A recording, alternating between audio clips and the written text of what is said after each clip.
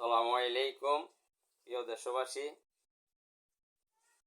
বিএনপির ভারপ্রাপ্ত চেয়ারম্যান জনাব তারেক রহমান আগামী 25 তারিখে তিনি বাংলাদেশে আসবেন।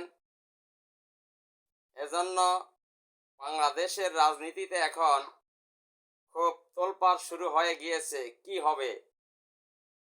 হবে বাংলাদেশে? সুনামি হবে না মহাপ্লাবন হবে? এটা অনেকে বিশ্লেষণ করছেন। ঢাকা শহরে 2.5 কোটি জনগণ বসবাস করে। এই 2.5 কোটি জনগণের যদি 50 লাখ বা 40 লাখ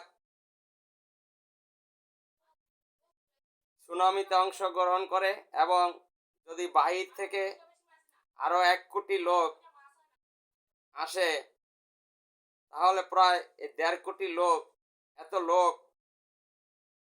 সামাল দিবে কিভাবে? আইন শৃঙ্খলারও দরকার আছে। যাই হোক, যে যাই বলে, আমি আমার বিশ্লেষণ থেকে বলছি, কারণ ইসলামিক দলগুলোর লোক জড়ো করতে তাদের টাকা খরচ হয় না। তারা নিজেরা নিজেদের টাকা দিয়ে আসা যাওয়া করেন এবং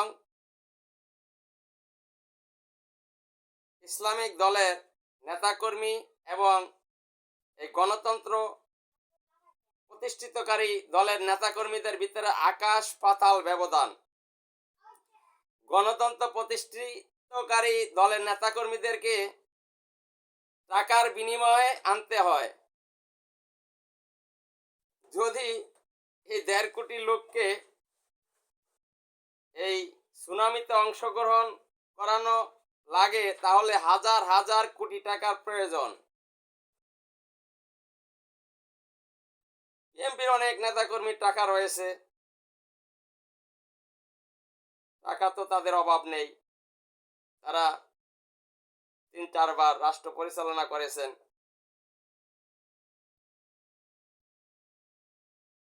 আমি বলি, সুনামিও হবে না, মহাপ্লাবনও হবে না। সাধারণ মহাসমাবেশ যেরকম হয়, এরকম একটা সমাবেশ হবে। এই মহাসমাবেশে হয়তো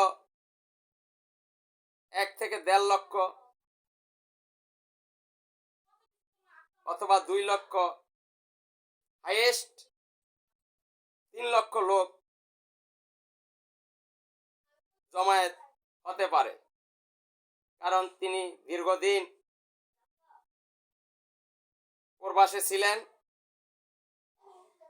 তার নেতাকর্মীরা এখন একটু উজ্জীবিত,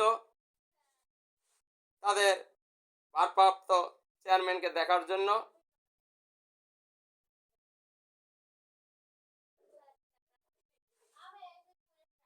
জনাব তারেক রহমান দেশে আসুক, এটা আমরাও চাই।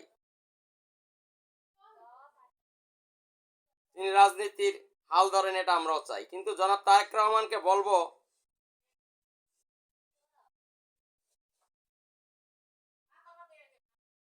আপনি শহীদ প্রেসিডেন্ট জিয়াউর রহমানের নীতি এবং আদর্শ লালন করে রাজনীতি করেন। আপনার বাবার নীতিতে আপনি চলেন, নিজের নীতিতে নিজে চলতে যায়েন না। নিজের নীতিতে নিজে যদি চলতে যান, তাহলে এই বিএনপি আর এই শহীদ প্রেসিডেন্ট জিয়াউর রহমানের বিএনপি এক হবে না।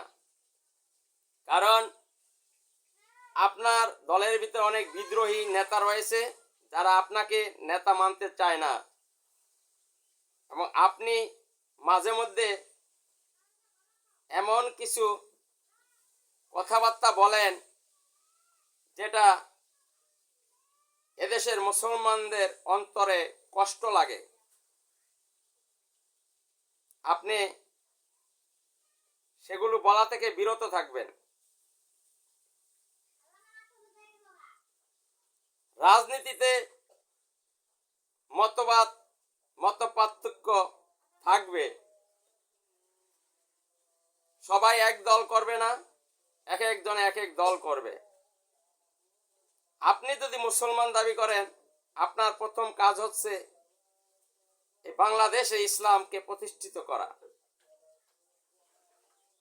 কিন্তু আপনি যদি ইসলাম প্রতিষ্ঠিত করতে না চান, সমস্যা নেই, কিন্তু যারা এই দেশে ইসলাম প্রতিষ্ঠিত করতে চায় তাদের বাধার কারণ হয় আপনি দাঁড়ায়েন না।